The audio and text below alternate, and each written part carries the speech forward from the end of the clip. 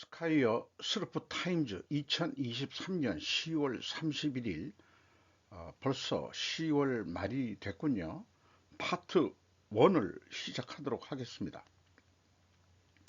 하단에 나와 있는 내용대로 내용이 좋았다고 생각하시면 구독, 좋아요 꼭 부탁드리겠습니다. 이 말씀을 드려야 그래도 그나마 좀 배려를 해 주셔가지고 눌러주시는 그렇게 되는 것 같아요. 그래서 이게 뭐 구독자 수하고 조회수가 늘어나면 사실 그게 크게 이 자극이 됩니다. 뭐 저로서는 어떻게 생각하면은 그 공개 일기장이라고도 얘기할 수 있겠는데 나름대로 뭐 소일거리도 되기도 하고요. 그러나 이제 나이를 먹으면서 좀 세상을 관조하고 싶다. 또 필요하면은 적절한 비판 의식도 좀 있어야 되지 않겠냐, 뭐 그런 마음 자세를 가지고 또 진행은 하고 있습니다.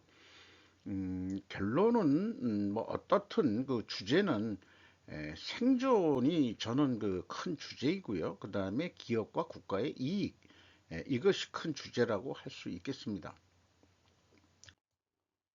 어, 윤 대통령이 국회에서 예산 연설에서 세계적인 경제난 속에서 물가와 생계 안정에 최우선 순위를 두겠다고 약속.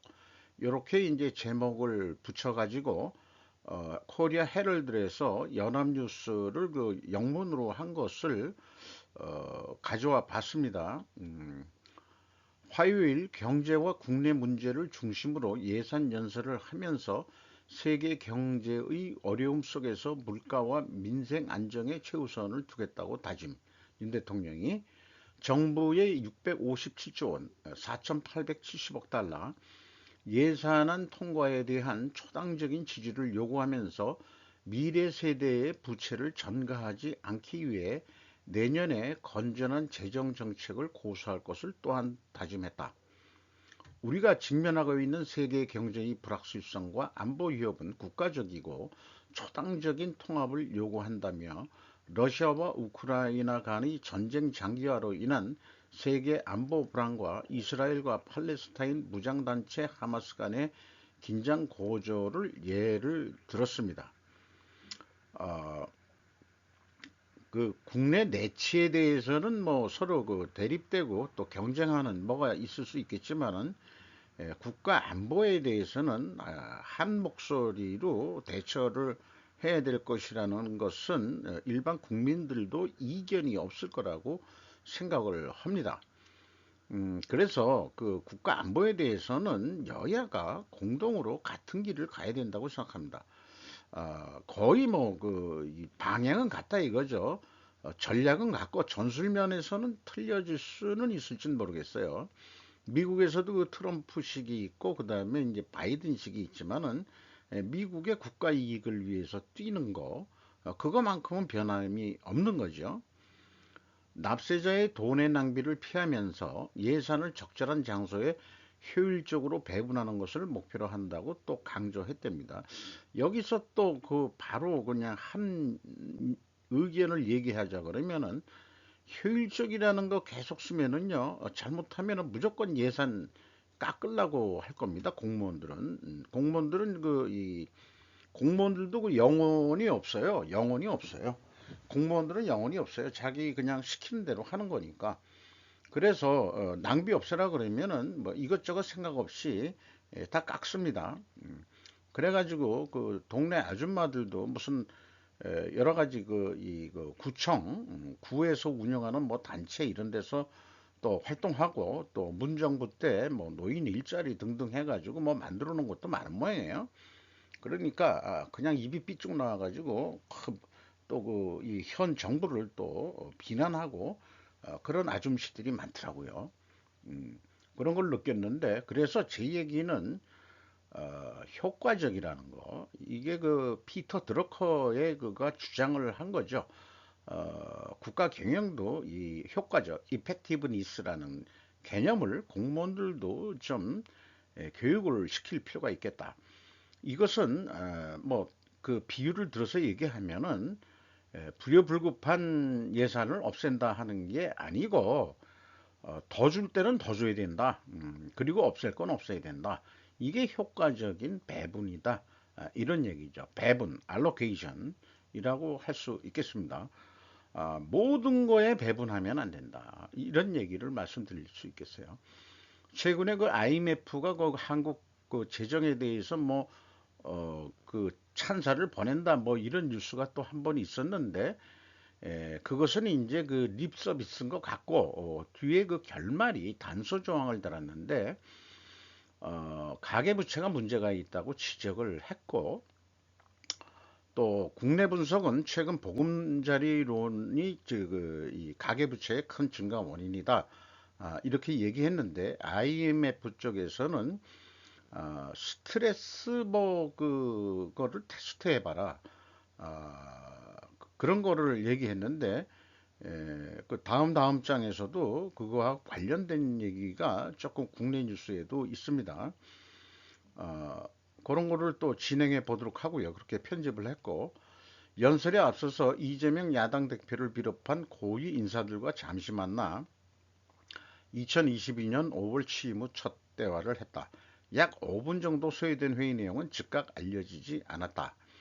이거는 그냥 인사치레 하는 거지. 뭐 어저께 뉴스로는 이재명 대표와 윤 대통령이 무슨 뭐 영수회담 어쩌고 저쩌고 그런 얘기가 나왔는데 예의상 예산에 대한 설명을 해야 되니까 뭐 허리 굽혀서 인사하는 윤 대통령의 사진도 있었습니다. 하나의 예의를 지킨 거라고 생각하고 어떤 깊은 얘기는 없었던 거로 그렇게 쉽게 추정을 할 수 있을 것 같아요. 두 번째로 뽑은 것이 이제 소주값 인상입니다. 맥주값하고 결국 오른 서민의 술, 식당 소주값 6천 원 코앞. 이게 뭐 강남에서는 벌써 6천 원씩 받고 있어요. 우리 동네 보통 5천 원이고 또 저 같은 경우에는 4천 원짜리 찾아갑니다. 4천 원짜리. 아직도 4천 원짜리 받아주시는 데가 있어요. 우리는 그런 데 찾아가는 그 아주 이 서민입니다. 유진희 기자, 조선 비즈에서 했는데 하이트 진로가 소주 맥주 가격 동시 인상 상생 방안을 마련하겠다. 뭘 어떻게 상생 방안을 마련하겠다는 얘기인지 모르겠는데 대표적인 서민의 술 소주 가격이 또 오른다 해가지고 31일 날 6.95%이 프레쉬하고 그 참이슬 오리지널 빨간 뚜껑이죠. 네, 일반적으로 요즘은 그 다들 그 프레쉬들을 많이 찾더라고요. 15도짜리. 그 저 같은 경우에 좀 싸게 먹으려고 그러면은 아이 그 빨간 뚜껑 주세요. 그렇게 얘기합니다. 5도 좀 높죠. 그래서 같은 양 가지고 또 취기가 오르게 하니까 그것도 그 비용을 절감하기 위해서 소주를 몇 병 먹었다 이렇게 또 자랑하고 싶어서 약한 그 도수 소주를 먹는 건지 몰라도 옛날에 우리 그냥 일반 소주는 25도였어요. 거기 때 그것 때도 몇 병씩 마시고 그랬는데 나이가 먹으면 이제 술이 약해지죠. 그래도 가끔 20도 빨간 뚜껑 소주를 즐기고는 있습니다. 한 병 이상은 안 먹으려고 하는데 어떤 경우에는 또 그게 발동이 걸리면은 또 그렇게 안 될 때도 있죠. 그러면은 이제 망가지고 흐트러집니다. 딱 고백하건대 술 먹고 그 녹음을 이렇게 방송하면은 말이 또 잘 나오더라고요. 그게 또 재미있는 것 같기도 하고 그렇습니다만은 요건 뭐 결례된 얘기겠습니다. 지난해 2월 이후 약 1년 8개월 만이다.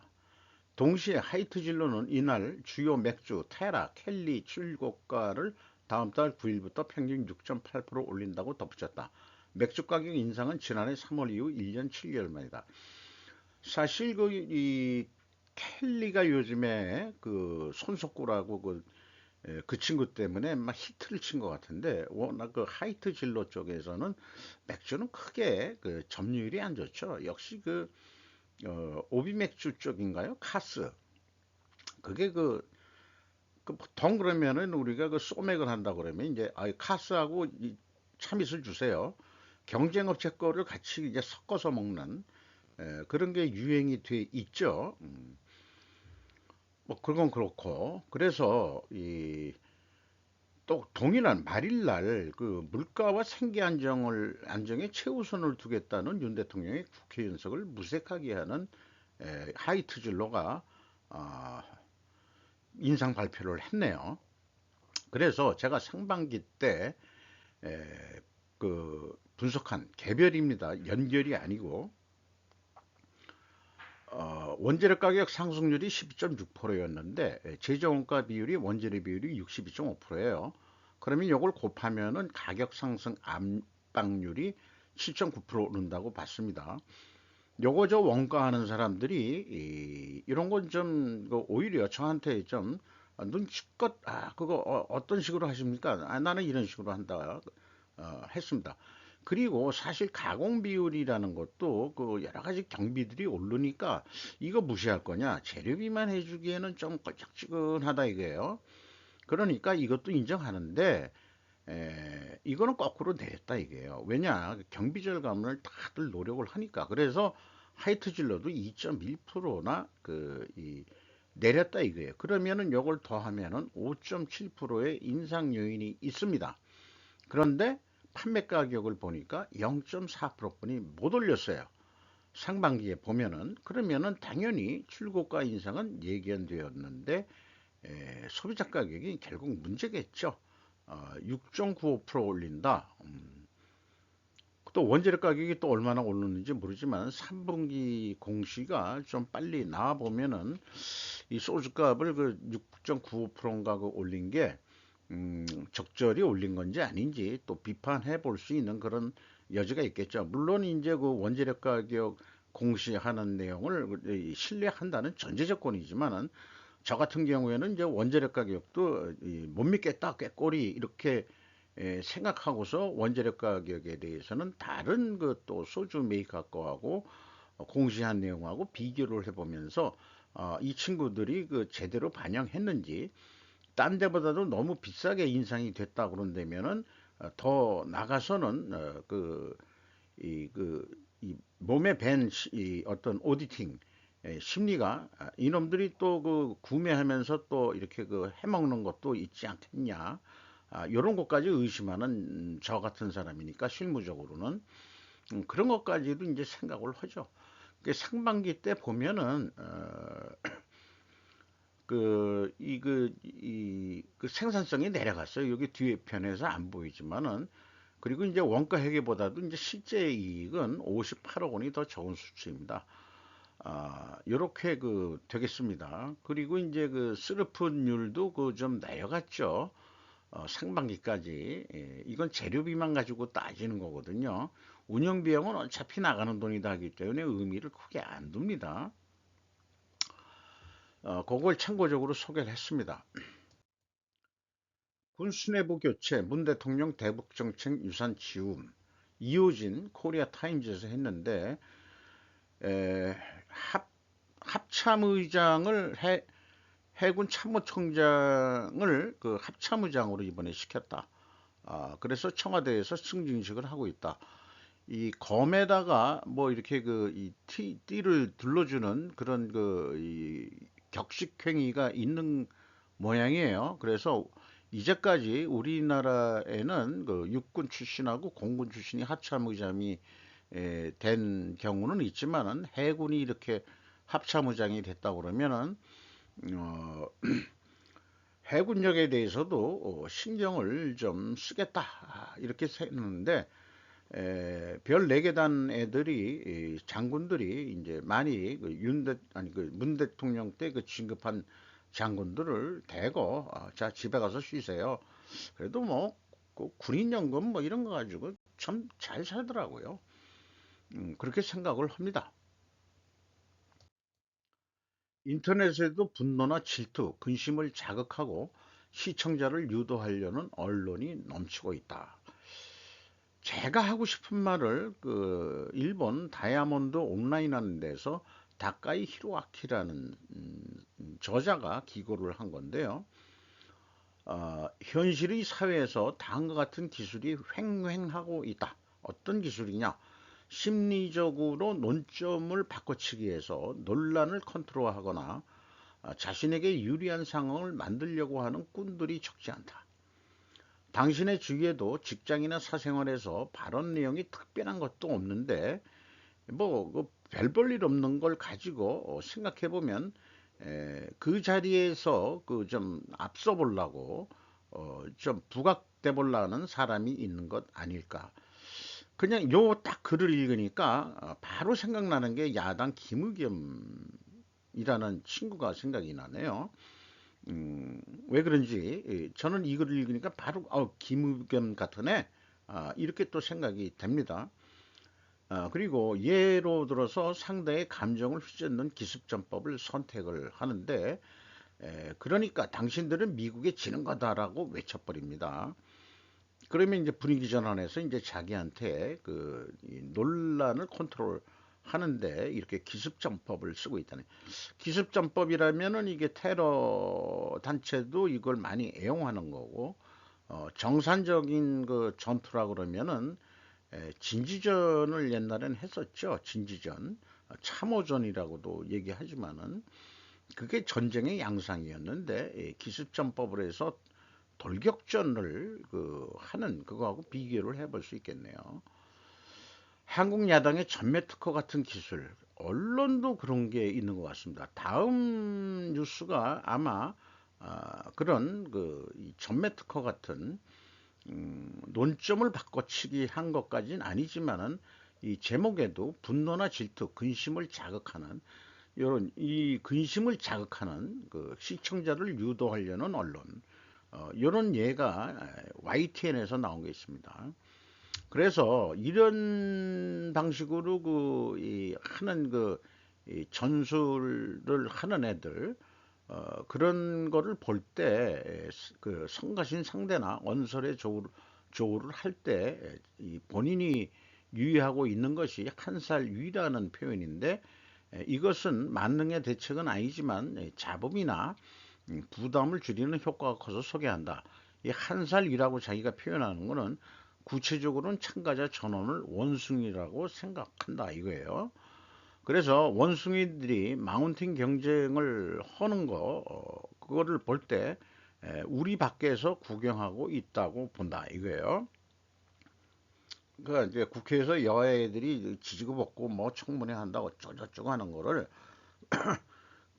마운틴 경쟁한다고 보고 우리 밖에서 인간으로서 원숭이들이 노는 꼴을 보는 그런 마음을 가지면은 마음이 좀 가라앉지 않겠냐. 좀 적절한 필요한 거 있는데 논점 바꿔치기가 좀 핵심인데 이런 거에 아주 높은 기술을 가지고 있는 애들이 정치하는 애들이 이런 거가 꽤 발달돼 있는 것 같아요. 그것도 자기가 생존하려고 그렇게 발달했는지 모르겠지만은 그래서 이게 독자들을 유혹하고 그다음에 겁박하고 이런 언론의 제목을 보는데 이런 나라가 없다. 한국 경제 터지기 일보 직전. 그러니까 터진다는 건 망한다는 거 아니에요. 이렇게 이제 국민들을 협박하는 언론이 YTN인데 YTN이 이제 주인이 또 바뀌게 되겠죠. 주인 바뀌더라도 이거 언론 노조 애들이 어떻게 할지 궁금한데 김대기 대통령 비서실장으로 알고 있습니다. 좀 때늦게 가계부채 위기 시 외환위기 몇십 배 위력이 있다. 그 IMF 때보다도 몇십 배 위력으로 한국한테 다가올 것이다. 이것도 겁을 주네. 과거 정부 유행한 영끌 대출 투자 정말 위험. 이 과거 정부라 그러면 이제 문정부 공격하는 거죠. 시한폭탄 가계부채 얼마나 심각한가 해가지고 우리나라 가계부채 중에서 대출 플러스에다가 대출에다가 신용, 카드, 자동차 할부금 그런 거 다 합치면 총 900조에 육박하는데 우리나라 GDP가 1800조니까 그래서 가계부채 비율이 108.2%인가 그래가지고 좀 안 좋다. 그랬는데 그리스 위기 때가 제 지금 기억으로는 그 가계부채 비율이 176%인가 그랬었어요. 그리고 이 YTN 그 방송을 녹취한 그런 거를 그 글자로 그 인터넷에 낸 건데 미국도 100% 넘었습니다. 이 그 방송하는 어떤 전문가는 미국은 뭐 70%뿐이 안 된다. 뭐 있다. 그 제대로 못 알고 그러는데 그냥 다른 뉴스 보면은 미국도 100% 넘었어요. 전문가랍시고들 나와가지고 뭐 빵빵 떠드는데 물론 전문가가 아는 것도 있겠죠. 거기서 IMF에서도 얘기했는데 이게 변동금리 스트레스 DSR이라는 게 있는데 그 이렇게 똑똑같이 그 DSR 이런 게 한 게 아니고 스트레스 테스트라는 용어만 IMF에는 썼어요. 근데 이제 DSR이라는 게 원리금을 쪼개서 그 비율이 이 부채가 40%는 넘지 않게 하든지 가이드라인을 그 30% 넘지 않게 하든지 그런 기준을 정해서 대출 규제를 한다. 이것이 이제 DSR 규제라는 건데 DSR의 뭐 원어가 뭔지 모르지만 D는 데비트 또는 디비트라고 발음해야 되겠죠. S가 모르겠어요. R은 보통 이제 율 해가지고 레이쇼 이거로 이제 이해는 하고 있습니다만은 그래서 스트레스 DS라는 건 뭐냐? 최근에 DSR을 피해가는 꼼수 그게 뭐냐? 만기를 50년으로 늘리는 것이다. 자, 그러면 IMF가 한국 보고서 스트레스 테스트를 해봐라. 아, 테스트 해보라지 확실히 그 정책으로 하라는 얘기는 아닌 것 같은데 이렇게 그 IMF 얘기도 꼼수 피는 거다 이런 식으로 이제 얘기하는 전문가가 있는데 이름은 제가 인용을 안 했습니다만 YTN에서 무슨 경제 방송을 하는데 뭐 장모식이라는 사람이 나와가지고 한 거를 녹취록으로 이렇게 나온 겁니다. 요건 결론적인 문제인데 그거를 얘기하기 전에 커버드 본드라는 것도 이제 그 나왔습니다. 음, 그래서 이것도 어려운 얘기라고 하면서 사실 그 우리나라 은행들 고정금리는 실은 가짜 고정금리라고 이렇게 비판하고요. 한 5년 지나면은 5년 지나면 다시 고정할래? 그다음에 변동금리 할래? 뭐 이렇게 그 시세로 평가를 한다 이런 표현을 하는데 잘 이해는 안 되겠습니다만은 저도 그 담보대출은 싹 없앴고 신용대출만 가지고 있는데 신용대출은 담보대출보다 이 금리가 높아요. 제 기억으로는 6.7%인가 제가 지금 이자를 내고 있는 것 같은데 변동금리가 이제 적용이 되고 있습니다. 부채 금액 자체를 줄여서 견디고 있는 거긴 합니다만은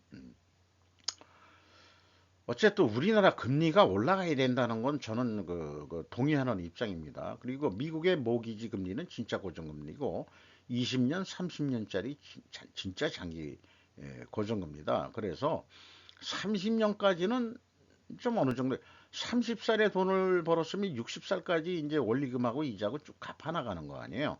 그건 어떻게 감당이 되겠는데 50년짜리 하면은 80살까지 어떻게 돈 벌 수 있는 것도 아니고 이런 게 이제 꼼수 아니냐라고 한 거는 일견 뭐 맞는 것 같긴 합니다만은 스트레스 테스트라는 게 그 기간이 얼마인지는 모르겠습니다만은 좀 더 그 전문적으로 그 뭐 생각하는 게 있겠죠. IMF에서도 그런 의견을 냈다니까 그 홈페이지를 통해서 미국의 모기지 금리 지금 방금 말씀드렸고 그리고 이 카바드 본부는 은행들이 그 자금할 조달할 때 적용되는 건데 자신들의 그 자산을 담보로 해서 이 채권을 발행해라 이런 얘기인 것 같습니다.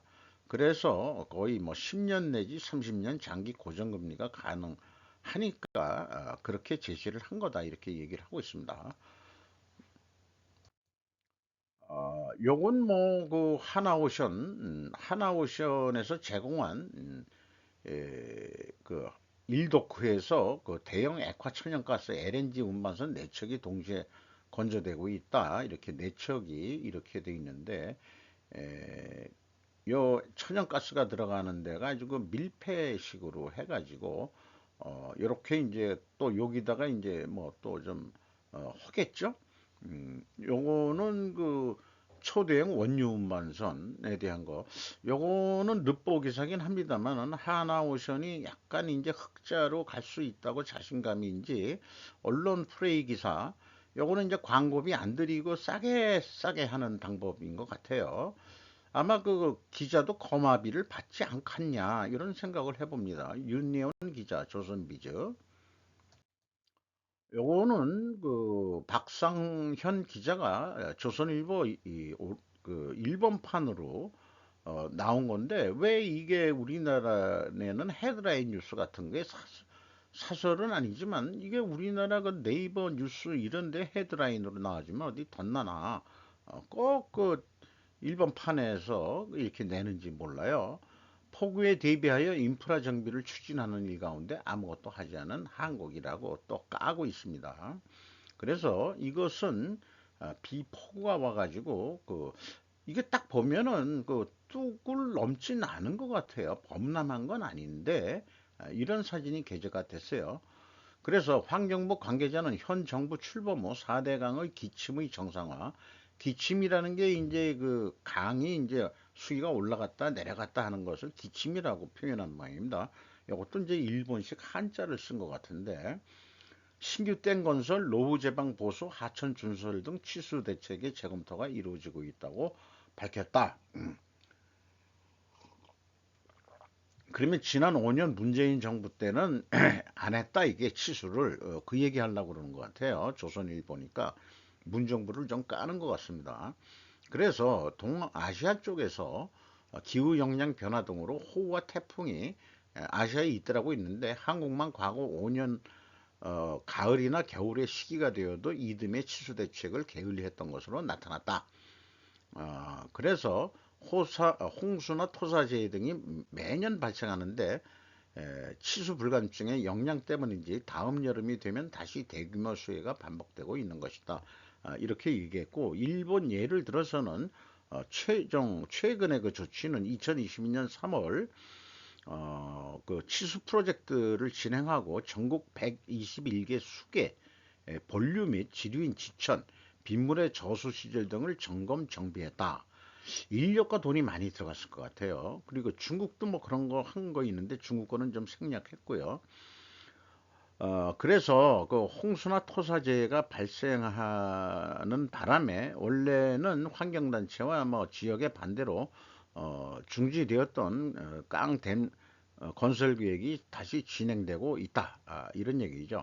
4대 강도 그 환경단체 뭐 해가지고 문정 때 뭐 그걸 없앤다 어쩌고 저쩌고 해가지고 뭐 그 이 색깔이 무슨 뭐 그 썩는다 그 뭐 어쩌고 저쩌고 했는데 결론적으로는 그거 필요했던 거라는 쪽으로 그 결론이 나는 것 같죠.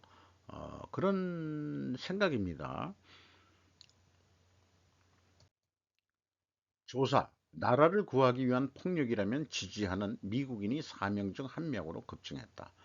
요거는 이제 뉴스위크 일본판입니다. 공공종교연구소 PRRI라고 약어가 되어 있네요. 폭력을 지지하는 최대의 세력은 2020년 미국 대통령 선거가 도둑맞았다라고 믿는 사람들의 위험 징후다. 이렇게 얘기하고 기독교 개신교의 복음 중에는 정치적으로도 큰 영향을 갖고 있는데 낙태와 동성결혼에 반대하고 진화론을 믿지 않는 것으로 알려졌다. 일반적으로 개신교가 그렇죠.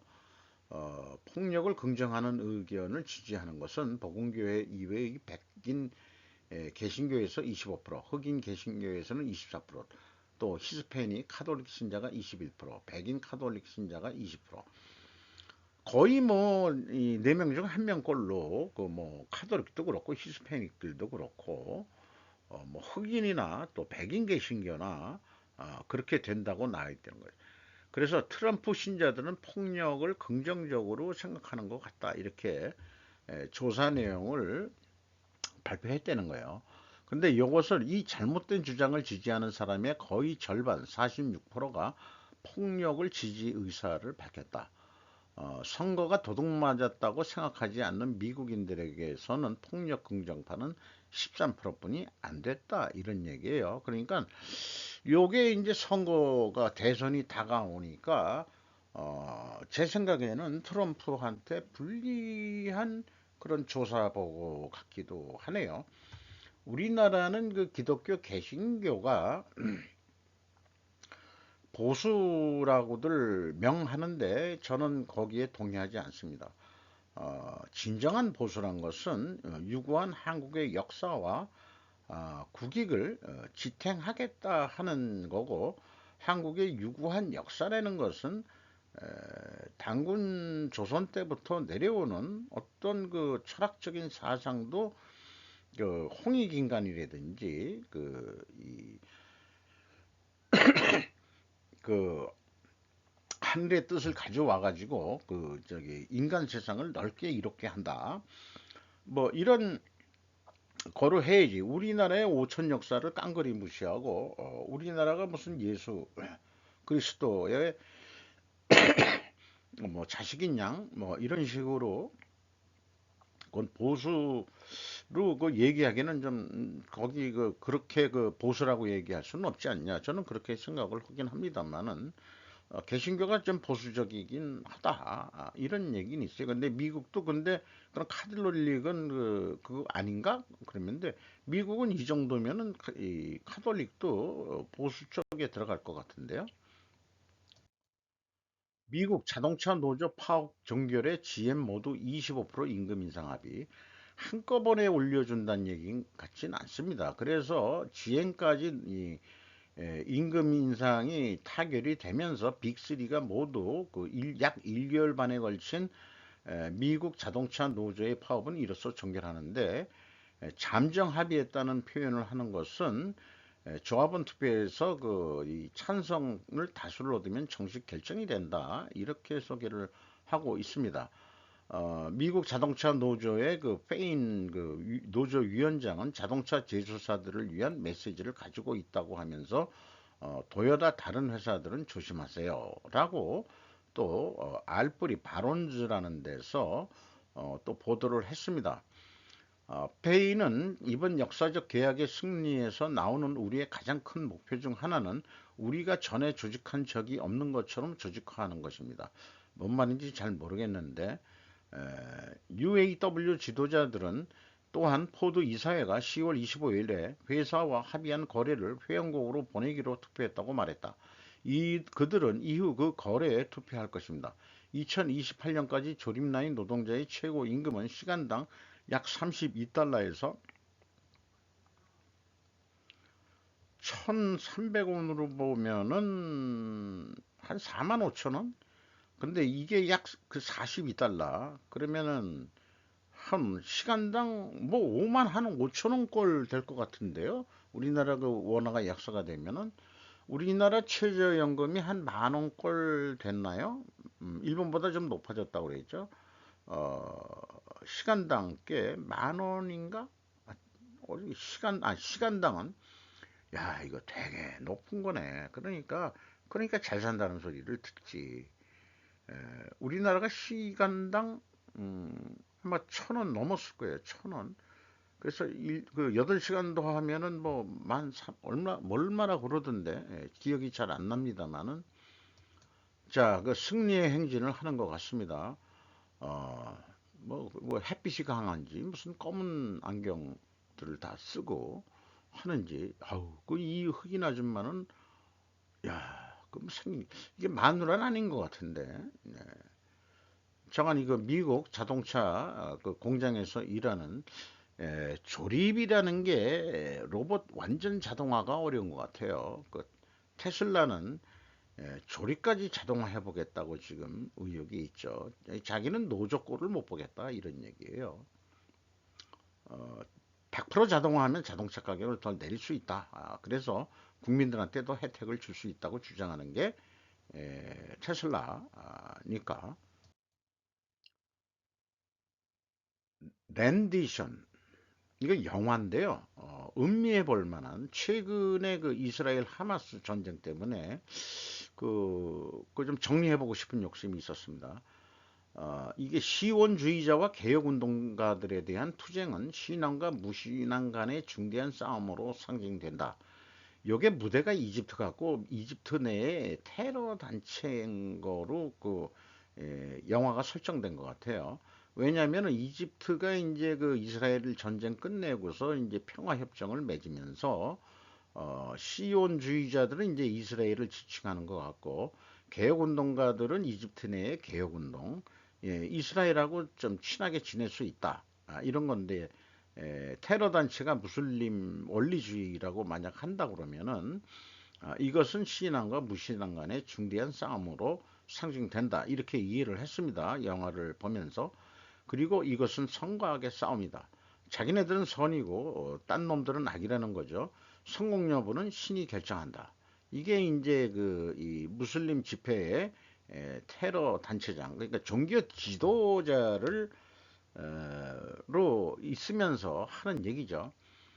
여기에 이제 젊은이가 하나 빠져듭니다. 왜냐면 자기 형이 폭력 경찰한테 죽임을 당한 그런 게 있어가지고 어, 뭐 독재 비슷하게 있으니까 이집트에도 있었고 우리나라도 독재 정권 때 고문에 의해서 죽은 그런 우리 그 젊은 청년들도 있죠. 그래서 랜디션은 그런데 이제 이집트 도시에서 자살 폭탄 테러가 발생하는데 랜디션은 정부기관이 테러 용의자를 절차 없이 어디로 끌고 가는 걸 얘기해요. 그래서 어, 그 이집트 출신인데 이제 미국인인데 그 기술자 모양입니다. 안와르 그 친구는 건실한 사람이었어요. 그게 바로 9.11 테러범 측근이 한 말이야. 이래가지고 그 정부가 지금 하는 일에 대해서 네가 좀 가만히 있어야 돼 이렇게 얘기하는 것 같은데 안와르라는 이집트 출생 미국인이 테러 공범으로 일정 장소에 옮겨져 고문을 받는 내용이 나옵니다. 여기에 주인공 이 유명한 배우죠. 그 고문을 진행했던 CIA 요원이 주인공인데 에, 결국은 고문을 하다 보니까 고문 자체는 이집트 이 고문 경찰이 했어요. 아나루가 테러 단체와 연락했다는 증거가 나왔다. 이제 이 고문을 하는데 같이 입회를 해가지고 본인이 고문을 하는 건 아니고 질문하고 뭐 그런 건 하는데 가혹행위를 한 거는 이제 이집트 그 고문 전문 기술자 경찰이 한 건데 아나루가 테러 공범이라고 적은 이름은 조사를 해보니까 전부 망할 중국팀 아니 축구팀 이름을 적어놨다 이거죠. 그러니까 또 그 진술하고 그 자백해라 하니까 써냈는데 그게 축구팀 이름 써낸 거다 이게요. 그리고 연락이 한 번 왔었는데 자기가 4만 불 받고 폭발 강도를 높이는 그런 것을 가르쳐 주기는 했다라고까지 얘기를 했는데 그게 고문에 의한 억지 자백으로 이 친구는 해석을 한 거예요. 왜냐 그러면은 그 미국인 아내와 두 아이 4인 가족인데 두 아이를 가지고 안정적으로 살고 있는 이런 친구가 그 가족의 안전을 생각해서 세례스라도 4만 불을 받고 폭발 강도를 높이는 기술을 이슬람 테러 단체한테 알려줄 리는 없다는 것이기 때문에 이집트 내에 있는 자기 상관을 찾아가서 이런 표현을 합니다. 우리가 몇 번이나 합법적인 정보를 얻어냈을까요? 이렇게 하면서 그 상관에게 아나르를 이 석방시키는 서류에 사인을 부탁을 하고 요구를 해서 결국은 사인해 줍니다. 근데 이 상관이 내가 사인해 준다는 의미가 뭔지 알지? 너는 이 CIA에서 나가야 돼. 이런 얘기 같기도 합니다. 내가 해주긴 해주는데 너는 더 이상 내 부하 직원도 아니고 우리 CIA에서 추진하는 그거하고 다른 방향으로 너는 일을 하는 거니까 자관 명령 불복종 같은 거니까 뭔가 자백을 받아내려고 했던 것 같아요. 이렇게 됐는데 이집트 고문경찰 이게 드라마니까 그겠지만 거기에 딸이 있는데 고문경찰 파알이 자살 테러범 파티마의 단서를 찾아 파티마라는 게 여기선 잘 기억이 안 납니다. 발견한 것은 이미 두 손자를 잃은 칼리드의 할머니였다. 자살폭탄 테러범이 칼리드였는데 그 할머니를 만났는데 할머니는 이제 눈물을 흘리고 있는 거죠. 어, 자살 테러범과 사귀었던 자신의 딸. 그러니까 테러범이 의도적으로 자신의 딸한테 접근을 해가지고 서로 사랑하는 사이가 됐는데 이거를 알게 돼가지고 그 여자친구, 이게 딸이 그걸 막으려 했고 주저하는 그를 테러 단체가 망원경으로 보고 있다가 그 친구를 총을 쏴서 죽이는데 쓰러지면서 그 안전피인을 손으로 쥐고 있는데 그게 이제 죽으니까 이렇게 손이 풀어지니까 자동 폭발 뻥 하는데 이거죠. 폭탄 그 자살 폭탄 테러범들이 그렇게 한다 이거예요. 그래서 자기 딸도 잃어버리게 됩니다. 이 고문 경찰이 이집트 고문 경찰이 미국 신문에 이런 뉴스가 나옵니다. CIA 요원이 고문 피해자를 풀어주다. 미국 공항에서 rendition이 진술되다. 이런 제목으로 나왔습니다. 초강대국 미국이 가진 냉정한 이면이라고 이렇게 요거는 순한 표현인데요. 요게 이제 어, 참 거시기한 그 표현이네요. 그럼에도 그 국가를 지탱하는 질서라는 모순된 양면을 보여주고 있다. 절대 악과 선이란 극단주의가 불러오는 비극들 해서 현실적으로 절대악이 있고 절대선이 어디 있냐 뭐 이런 얘기 같아요. 그래서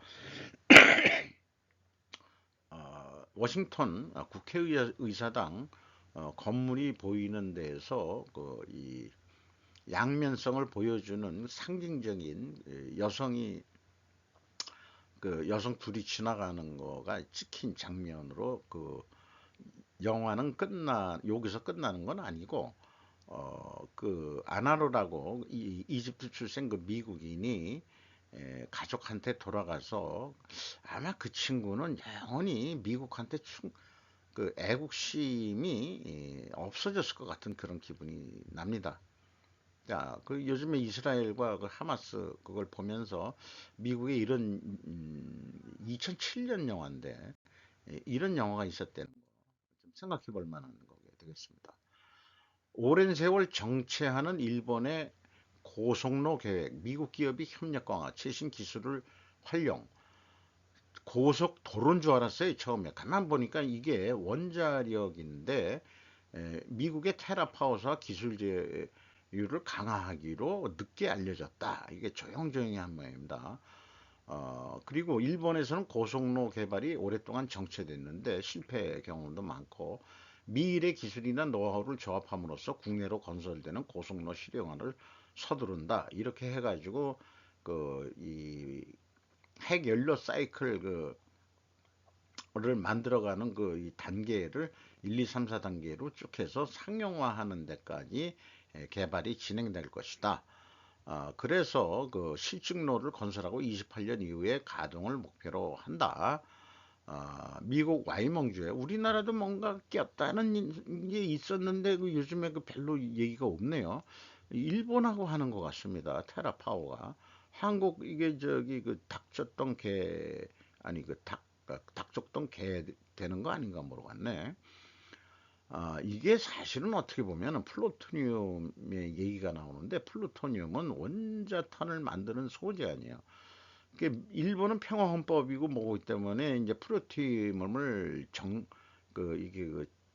이게 정제하는 기술을 가지고 있는 모양인데 우리나라는 법적으로 그런 플루토늄을 정제를 못하게 돼 있는 거로 저는 그렇게 알고 있습니다.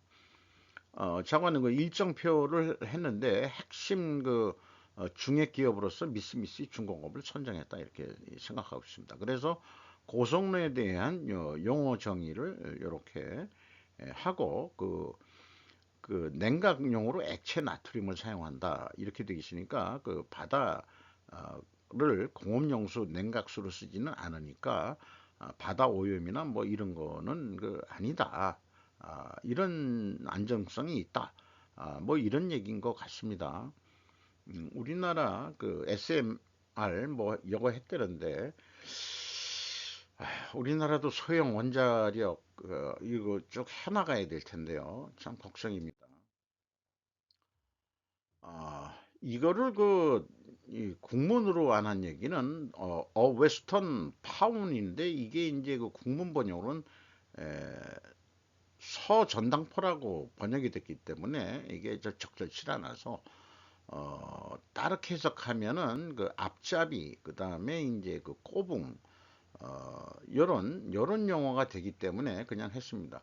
왜 인도는 그 흥미가 별로 없느냐? 이 미국의 앞잡이가 되는 것을 웨스턴이면 이제 서구지만은 아주 극단적으로 얘기하면은 이제 미국의 꼬봉은 아니다 이런 얘기인데요. 에, 그 요게 에코노 타임즈 글로벌 지오 폴리틱스 시리즈 해가지고 이게 지오 폴리틱스라는 게 정치 지정학이라고 이렇게 되나 그렇죠. 션 나리네라고 기고한 글인데 인도는 자국의 이익에 분명히 초점을 맞추면서 서방으로부터 할 수 있는 것을 얻어냄으로써 현재 진행 중인 지정학적 체스 게임에서 자신의 위치를 최대한 활용하고 있다 하면서 이제 쭉 그 얘기를 하지만은 예, 서구를 비판하는 것 중에서 지난 25년간 영토의 암살이 가장 중요한 두 실천자라고 주장했다.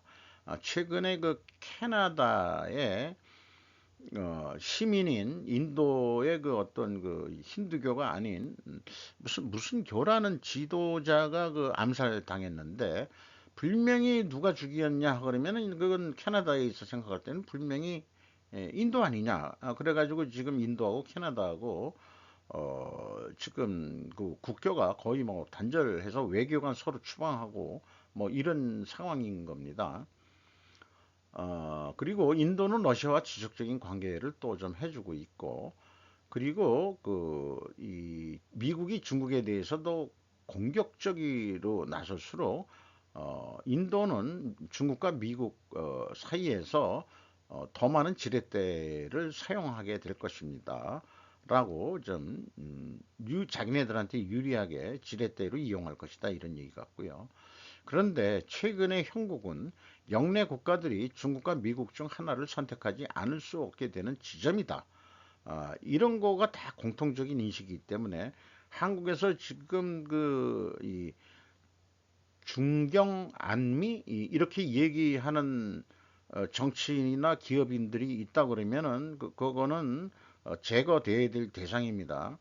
우리나라는 그 인도와 같이 중간에서 이득을 보고 그럴 만한 그 위치가 아니에요. 양측이 상대방과 어디까지 맞붙을 수 있을지에는 한계가 있겠지만은 어쨌든 지금 어딘가는 붙어야 됩니다. 중국한테 붙겠다는 사람은 그 사람은 영원히 한국을 떠나거라 라고 얘기를 할 수밖에 없겠어요. 중국과 인도의 조화로운 관계는 현재로서는 거의 불가능해 보이지만은 장기적으로는 중국하고 인도하고는 서로 뭐 불편한 관계 없이 지낼 수 있지 않겠냐. 그리고 또 서구 그 기업체들이 인도로 많이 그 또 공장들을 옮기고 있는 시점이고요. 그래서 인도는 스스로를 서구의 종속국으로 보지 않고 독자적인 지역적 열망을 가지고 있다는 것은 이미 명백하다. 그래서 자관 인도가 인프라 발전을 위해서 서방의 경제 군사 기술적 지원을 기꺼이 받아들여 쓰고 또 그렇게 되니까는 이제 이 서구편에 쓰라고 요구를 했지만 그러나 인도는 중국만큼 서구의 세계 체계 영속화에 관심이 없다. 미국의 졸개가 아니기 때문이다. 이렇게 얘기를 하고 있는 거네요. 그래서 뭐 글로벌 사우스라고의 대표 주자다. 이렇게 얘기하는데 에드로안도 좀 그런 방식을 써왔죠. 유럽과 나토에 가입해 있으면서도 유럽과 그 중동의 그 중간 지점에서 줄다리기 하면서 인도와 같은 그런 정책을 해 나갔는데 지금 우크라이나 전쟁이 장기화되면서 에드로안한테 또 푼틴한테 너 그 중간에서 왔다리 갔다리 하면 안 돼. 확실히 나한테 붙든지 그렇게 해라. 양쪽에 다들 요구를 받고 있다 이거죠. 그런데 에르도안이 이번에 그 선거에 그 이기면서 내각을 다 바꿨는데 인프레가 잡힐지 모르겠습니다만은 그 재무장관이 맥킨지인가 잠깐 미국 그 잠깐 JP 모건 출신이고요. 그다음에 그 은행장도 JP 모건 출신입니다. 그러니까 미국 출신 애들이 전부 다 그 이 경제 통의 그 핵심을 다 장악했으니까 이미 게임은 끝난 거 아니냐. 겉으로는 뭐 어떻게 얘기하든지 간에 이미 터키는 미국하고 결국 친하게 지낼 그거를 이미 보여준 거죠. 야, 니들이 좋아하는 애들 내가 갖다 쓰고 있어. 그거는 아는 거 아니야? 그랬더니 그렇게 돼서 지금 투르키예죠. 그렇게 나가고 있는 것 같습니다. 그러나 이제 그 러시아는 그 배가 그 나가려고 그러면은 지중해로 그 터키가 장악하고 있는 그 조그만 해협을 지나가야 되기 때문에 아주 껄끄러운 존재죠. 터키는 러시아 입장에서는 참 그런데다가 어떻게 나라를 오스만 투르크 때부터 해가지고 쭈그러 들었다가 지금 다시 투르크 연합으로 해서 이제 아르제바이잔 같은 무슬림 계통으로 해서 그 아르메니아 이 기독교 믿는 거기를 조금 더 밀어내서 북쪽으로 밀어내 가지고 좀 이렇게 그 석유 그 라인을 만들려는 욕심도 있는 것 같고 그렇습니다. 경제 발전을 위해서. 음, 그러면 미국은 어디 도와줄 건지 잘 모르겠습니다만은 그거는 뭐 러시아하고 그다음에 그 터키의 문제인 것 같아요. 그리고 아프리카 제조업 주도의 동아시아형 발전 모델 잡지 않은 채 이렇게 얘기했는데 좌우간 그 싼 인건비 등등으로 해서 그 아프리카도 그 중국과 같은 모델이나 동아시아 모델로 산업 발전을 해야 될 텐데 그럴 것 같지가 않다. 왜 그러냐? 그러면은 제 생각인데 산업 인력을 배출하는 교육 제도 및 시설 자체가 미비하기 때문에 제조업이 되기가 어렵다. 그런 생각이 들어갑니다. 현재 자원 채취해가지고 자원 팔아먹기에 급급하고 그다음에 뭐 금광산 뭐 다른 희귀금속 뭐 이런 거 가지고 이권 싸움에 그 쿠데타들이 일어나고 뭐 이런 상황에 각 나라마다 그 제조업을 산업화하는 그런 것은 아직 어려울 것 같다는 게 이제 이 연구 결과를 그 세계개발센터 CGD라는 데서 발표를 했다는 얘기입니다. 일본은행이 1% 초과 용인 장기금리 조작 7월에 이어 수정, 운영, 더 유연화 결정 동의. 은행 금리는 뭐그 제로 금리를 계속 유지하지만 채권 금리는 1% 이상도 오케이다. 이런 얘기입니다. 슬슬 좀 올리려는 그런 바람이 있는 거고 방향으로 가고 있는 것 같고요. 팔레스타인 난민들이 미국으로 올까요? 이런 얘기인데 자, 요거는 한번 좀 읽어봐 주시고요. 얘기를 하다 보니까 한 시간이 훌쩍, 한 시간은 아직 안 넘었는데, 일반 뭐 강의를 한다 그래도 50분 강의 10분 휴식 그러는데, 끝내야 될 시간이 온 것 같습니다. 그런데 이런 표현도 있어요. 팔레스타인 난민들은 이미 미국에 살고 있습니까? 그 다음에 싸움이 격화되면 더 많은 이스라엘인들이 미국으로 오기를 시작할까요? 근데 공교롭게도 전쟁이 발발하기 몇 주 전에 무비자 입국이 됐다는 얘기예요. 이스라엘하고는.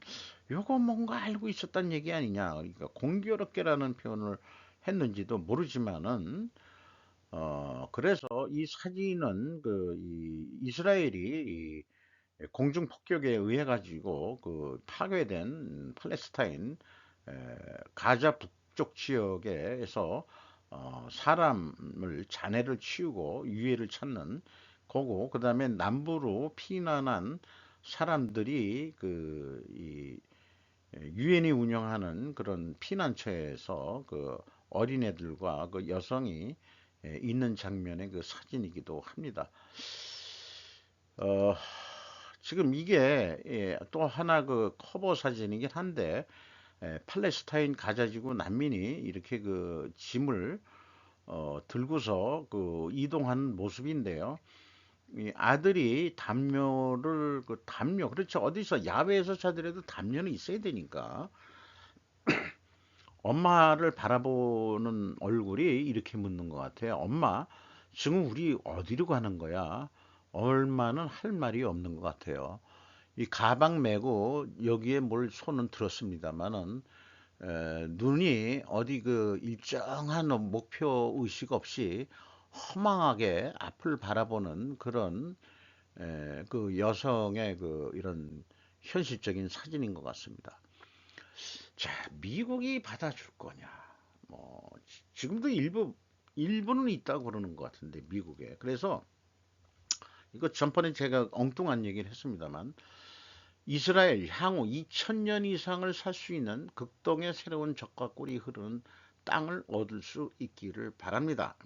거기서 그만 싸우고 영원히 안 끝나는 싸움이니까 예루살렘 그거 뭐 성지 그런 거 옮긴 데다가 또 만들면 돼. 이 사람들아. 다 사람이 만든 거지 무슨 신이 거기다 만들라고 했냐. 그리고 그저 서쪽에서 놀지 말고 이 동쪽으로 와봐. 이제 그렇게 또 그 얘기를 해보고 싶네요. 이상 마치도록 하겠습니다.